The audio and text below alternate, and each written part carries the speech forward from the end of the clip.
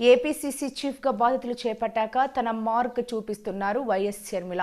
సొంత అన్న అని కూడా చూడకుండా సీఎం జగన్ను ఏకిపారేస్తున్నారు. ముఖ్యమంత్రి జగన్ వైసీపీ ప్రభుత్వ పాలనపై పలు విమర్శలు గుప్పిస్తున్నారు. కాంగ్రెస్ పార్టీ రాష్ట్రాన్ని తన కుటుంబాన్ని చీల్చిందని పెద్ద పెద్ద మాటలు మాట్లాడారు జగనన్న. దేవుడే గుణపాఠం చేస్తారట. నిజానికి ఆంధ్ర రాష్ట్రం ఇలా అభివృద్ధి లేకుండా దయనీయ స్థితిలో ఉంది అంటే కారణం జగనన్నే. ఇవాళ వైఎస్ఆర్ కుటుంబం చీలింది అంటే అది చేతులారా చేసుకున్నది జగనన్నే. దీనికి సాక్ష్యం దేవుడు. దీనికి సాక్ష్యం నా తల్లి వైఎస్ఆర్ భార్య విజయమ్మ. దీనికి సాక్ష్యం నా యావత్ కుటుంబం.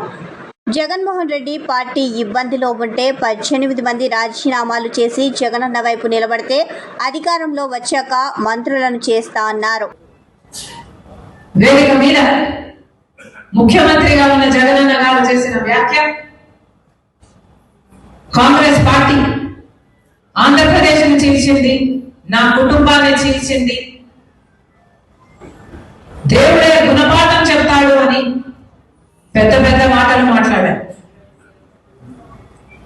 నిజానికి ఆంధ్రప్రదేశ్ రాష్ట్రం ఇలా అభివృద్ధి లేకుండా ఇంత దయనీయ స్థితిలో ఉంది అంటే దానికి కారణం ముందు 5 సంవత్సరాలు ముఖ్యమంత్రిగా ఉన్న చంద్రబాబు గారు, ఇప్పుడు 5 సంవత్సరాలు ముఖ్యమంత్రిగా ఉన్న జగనన్న గారు.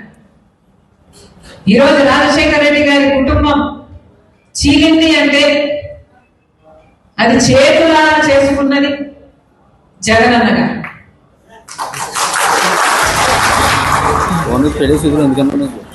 దీనికి సాక్ష్యం దీనికి సాక్ష్యం నా తల్లి విజయమ్మ, రాజశేఖర రెడ్డి గారి భార్య. దీనికి సాక్ష్యం నా యావత్ కుటుంబం.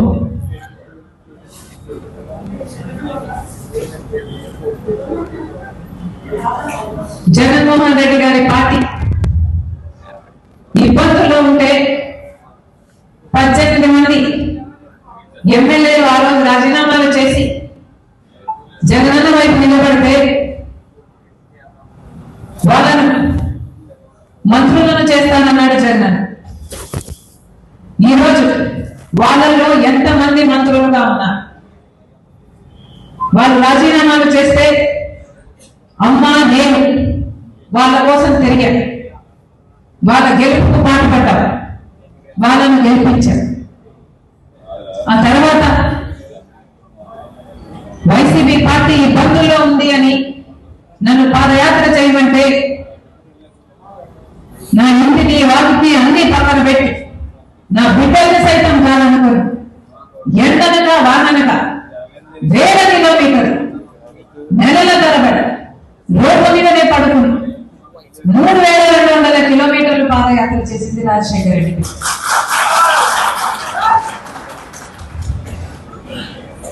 ఆ తర్వాత సమైక్య ఆంధ్ర కోసం యాత్ర చేయమని అడిగితే మన ప్రజల బాగు కోసం కదా అని ఆ యాత్ర కూడా చేశారు. తెలంగాణలో ఓదార్పు యాత్ర